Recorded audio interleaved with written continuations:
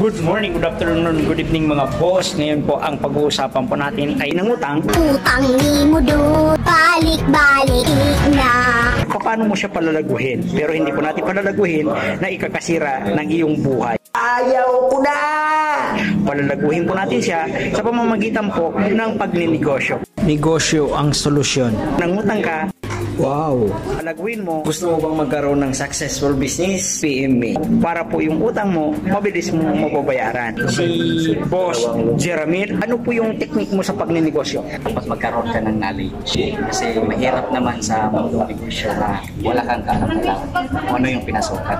You need a good mentor. Show up like a sun and just add value to the world. Simple pag lagi kang nagpapakita at grateful at higit sa lahat just to serve people.